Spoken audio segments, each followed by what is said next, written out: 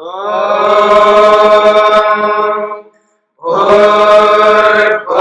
स्वः तत्सवितुर्वरेण्यं भर्गो देवस्य धीमहि धियो यो नः प्रचोदयात्।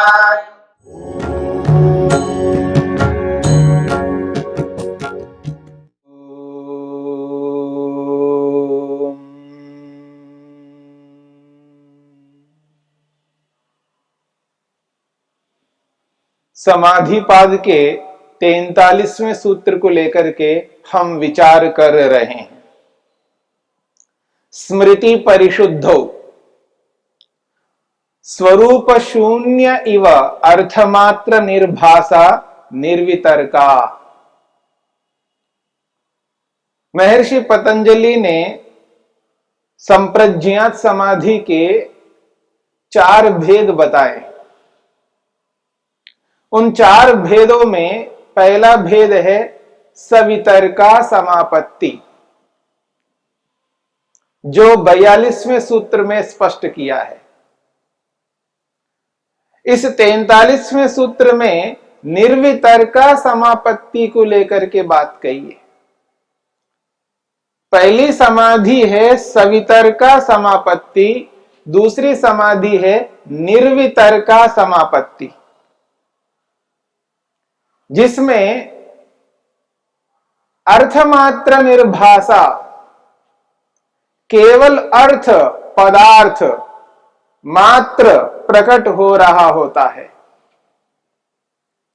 उस पदार्थ, उस वस्तु का जो नाम है और उसका जो ज्ञान है, ये दोनों दब जाते हैं। अर्थात अर्थ मुख्य रहता है, नाम और उसका ज्ञान ये गौण हो जाते हैं।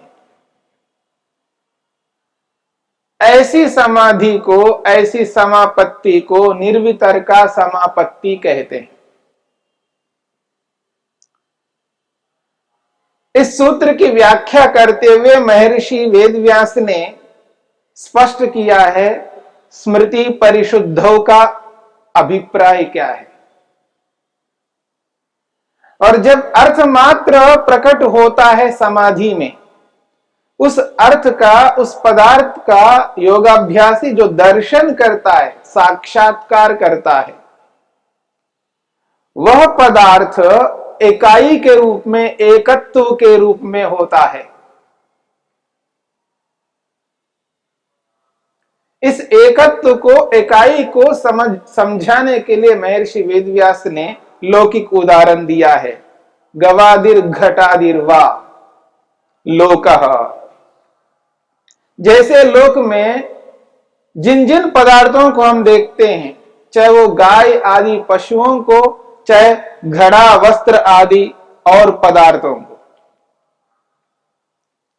किसी भी रूप में जिस किसी भी वस्तु को हम इन इंद्रियों से अनुभव करते हैं, वे पदार्थ इकाई के रूप में, एकत्व के रूप में प्रकट हो रहे हैं। वो इकाई के रूप में, एकत्व के रूप में ही प्रत्यक्ष दर्शन हो रहे हैं।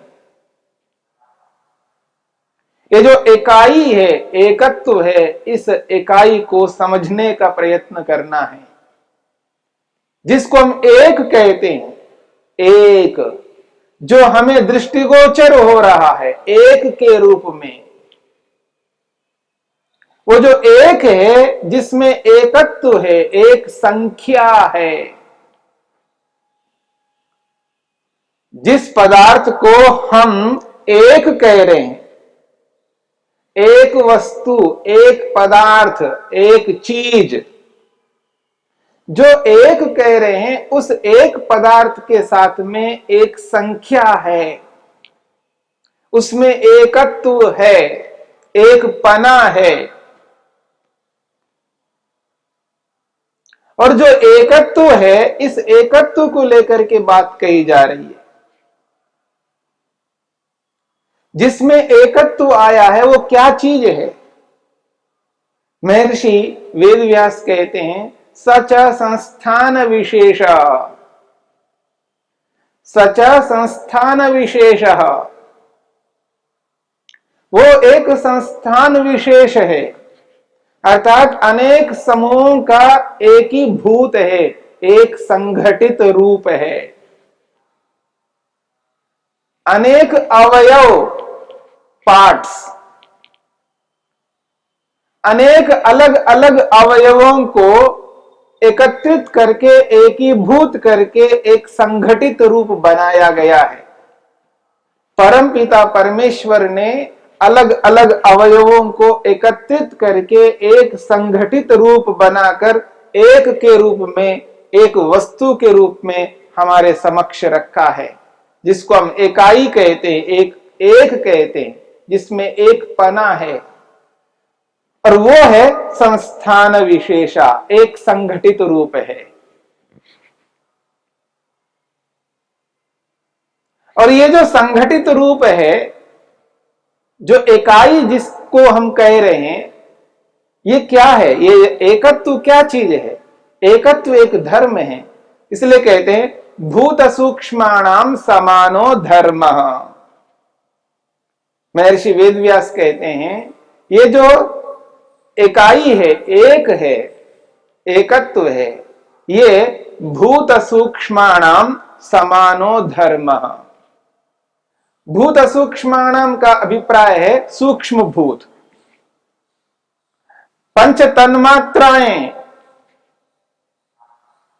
पांच तन्मात्राएं, गंध तन्मात्रा, रस तन्मात्रा, रूप तन्मात्रा, स्पर्श तन्मात्रा और शब्द तन्मात्रा। ये पांच तन्मात्राएं हैं जिनको सूक्ष्म भूत कहते हैं। इन्हीं को महर्षि वेदव्यास ने भूत सूक्ष्माणाम कहा है, अर्थात सूक्ष्म भूतों का समानो धर्मः, एक समान धर्म है। ये जो इकाई है, एकत्व है, जिसमें एक पना है, ये जो एकत्व है, यह एकत्व रूपी धर्म समस्त सूक्ष्म भूतों का धर्म है, एक अवयव का नहीं है। सभी अवयवों का धर्म है वो एकत्व।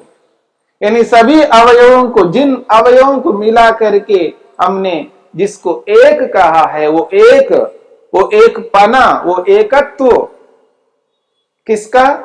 इन सभी सूक्ष्म भूतों का धर्म है। ऐसा नहीं है कुछ अवयवों का धर्म है और कुछ अवयवों का धर्म नहीं है। सभी अवयवों का वो धर्म है एकत्व। इसलिए महर्षि वेदव्यास कहते हैं सच संस्थान विशेष भूत सूक्ष्माणाम समानो धर्म। भूत सूक्ष्माणाम समानो धर्म। आत्मभूतः फलेन व्यक्तेन अनुमितः। कहते हैं आत्मभूतः, ये उन समस्त अवयवों का प्रकट स्वरूप है। आत्मभूत का मतलब है यहां उन अवयवों का यह स्वरूप है। कैसा स्वरूप? प्रकट स्वरूप है, जो दिखाई दे रहा है, इंद्रियों से दृष्टिगोचर हो रहा है। उन समस्त अवयवों का वो स्वरूप है। यहां आत्मा शब्द स्वरूप को कहता है। आत्मभूता, उन समस्त अवयवों का ये प्रकट स्वरूप है। फलेन व्यक्तेन अनुमितः, ये प्रकट रूपी फल से, एकत्व रूपी प्रकट फल से ये अनुमितः जाना जाता है। व्यक्त का मतलब प्रकट,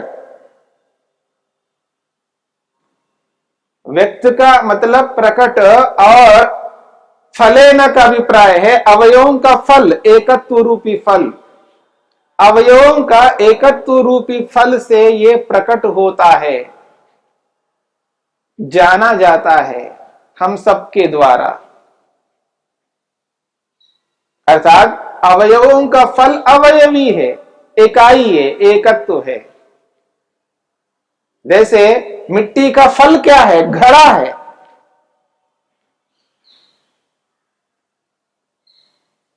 जो फल है वो कार्य रूप में है और जो अवयव है वो कारण रूप में है। जिस प्रकार से घड़ा फल है मिट्टी का, ऐसे यहां पर ये फल है। आत्मभूतः फलेन व्यक्तेन अनुमितः, ये अवयवों का स्वरूप है और ये अवयवों का स्वरूप जो है फलेन व्यक्तेन, प्रकट फल से, प्रकट रूपी अवयवी रूपी फल से अनुमिता जाना जाता है। स्व अंजका स्वव्यंजकांजन प्रादुर्भवति, स्वव्यंजकांजन प्रादुर्भवति, अपने कारणों से ये प्रकट हुआ है। अपने कारण रूपी अवयवों से ये एकत्व प्रकट हुआ है। अपने कारण रूपी सूक्ष्म भूतों से ये एकत्व प्रकट हुआ है, इकाई के रूप में समक्ष आया है। तभी जाकर के हम पदार्थों को देख पाते हैं। जो इकाई के रूप में देखते हैं, स्मरण रखिएगा, संसार में जो कुछ भी हम देखते हैं वो इकाई के रूप में देखते हैं, एकत्व के रूप में देखते हैं। जो इकाई के रूप में नहीं है उसको हम देख नहीं पाते इन इंद्रियों से। सब कुछ इकाई के रूप में देखते हैं। घड़े को इकाई के रूप में देखते हैं, स्पष्ट है।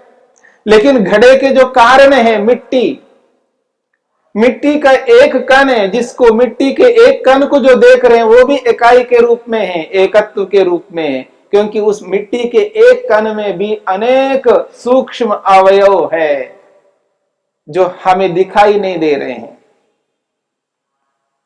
जो भी इंद्रियों से दृष्टिगोचर होते हैं वो सब के सब इकाई के रूप में हैं, अवयव के रूप में नहीं है। जो अवयव के रूप में दिख रहा है वो किसी अपेक्षा से, घड़े की अपेक्षा से वो अवयव है, लेकिन अपने आप में वो अवयवी है, अपने आप में वो एक है। और जो भी दृष्टिगोचर में आने वाला एक है वो अवयवी है, यानी अनेक अवयवों का एक संघात रूप है, संस्थान विशेष है। इस बात को समझना है। यानी जिस किसी भी पदार्थ को हम अपनी इंद्रियों से अनुभव करते हैं, अनुभूति करते हैं, वो एक के रूप में, इकाई के रूप में अनुभव करते हैं। जिसको एक अवयव कहते हैं, जैसे मिट्टी का एक कण, वो भी एक के रूप में, इकाई के रूप में है। उसके भी बहुत सारे अवयव है। बस इतना ही समझना इस बात को। तो यहां पर कहा जा रहा है, जब किसी भी वस्तु को हम देखते हैं बाहर इंद्रियों के माध्यम से, वो अवयवी के रूप में, इकाई के रूप में, एकत्व के रूप में हमें दृष्टिगोचर होता है। और समाधि में भी पंचमहाभूतों का जब दर्शन करते हैं, पृथ्वी जल अग्नि वायु आकाश, इनका जो दर्शन होता है, साक्षात्कार होता है, ये भी एक अवयवी के रूप में, एक के रूप में, इकाई के रूप में ही हमें समाधि में प्रत्यक्ष होते हैं।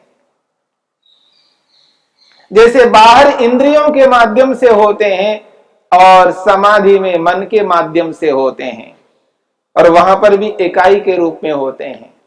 जिस पृथ्वी तत्व का दर्शन समाधि में करते हैं, जो सूक्ष्म है, इन इंद्रियों से दृष्टिगोचर में नहीं आता है, उसको समाधि में बैठ करके जब उसका साक्षात्कार योगी करता है, उस पृथ्वी तत्व का, एक का जो हमें बोध होता है, वो भी एक अवयवी के रूप में, इकाई के रूप में, एकत्व के रूप में होता है, क्योंकि उसके भी बहुत सारे अवयव होते हैं, उसके भी कारण होते हैं, उन्हीं कारणों को यहां पर भूत सूक्ष्माणाम शब्द से स्पष्ट किया है। इस बात को हमें समझना है, अनुभव करना है। इसलिए कहा है यथा ब्रह्मांडे तथा पिंडे, और यथा पिंडे तथा ब्रह्मांडे। जो ब्रह्मांड में, जो संसार में जिस किसी इकाई को, एक पदार्थ को, एक वस्तु को हम इंद्रियों से देखते हैं, वैसे ही अंदर, शरीर के अंदर समाधिस्थ होकर के जिन पदार्थों का दर्शन साक्षात्कार करते हैं, उन पदार्थों में जो पहला तत्व है पृथ्वी तत्व, पंचमहाभूतों का पहला तत्व, वो जो पृथ्वी तत्व है जिसका साक्षात्कार होता है, वो भी इकाई के रूप में, एक के रूप में दृष्टिगोचर होता है। इसी बात को लेकर के यहां पर स्पष्ट किया है। महर्षि वेदव्यास कहते हैं धर्मांतरस्य कपालादेर उदये च तिरो भवति। धर्मांतरस्य कपालादेह उदये च तिरो भवति। जब एक के रूप में, इकाई के रूप में जिस वस्तु को देख रहे हैं, जैसे एक घड़े के रूप में देख रहे हैं, जब वो एक घड़ा नहीं रहता है, कपालादे हृदये, जब कपाल के टीकरे के रूप में, टुकड़ों के रूप में जब वो बिखर जाता है, टुकड़े टुकड़े हो जाते हैं घड़े के, उस स्थिति में दूसरा धर्म आया। यहां पर पहले एकत्व धर्म था, एक घड़े के रूप में था, अब कपाल हो जाए, उसके टुकड़े टुकड़े हो जाए, तो अब अवयव रूपी धर्म उसमें आ जाए। ये अवयव है, अवयव रूपी धर्म वहां पर उत्पन्न होता है, और एकत्व रूपी धर्म तिरो भवति, वो नष्ट हो जाता है, हट जाता है। और जो एक के रूप में, एकत्व के रूप में है, स एषा धर्मो अवयवी इति उच्यते। स एषा धर्म, वह जो एक रूप में हमारे समक्ष आया है, एक के रूप में जो प्रकट हो रहा है, चाहे बाहर प्रकट हो रहा है, चाहे वो समाधि में प्रकट हो रहा है, जो एक है, जिसमें एकत्व है, स एषः धर्म, वह ये जो धर्म है एक के रूप में, अवयवी इति उच्यते, उसी को अवयवी कहते हैं, उसी को अवयवी कहते हैं। अवयव और अवयवी, अवयव अलग अलग होते हैं और अवयवी एक होता है। एक वस्तु को, एक पदार्थ को अवयवी कहा है, और उसके टुकड़ों को, उसके अलग अलग पार्ट्स को अवयव कहा है। तो अवयव और अवयवी, अवयव दिखते नहीं हैं और अवयवी दृष्टिगोचर में आते हैं।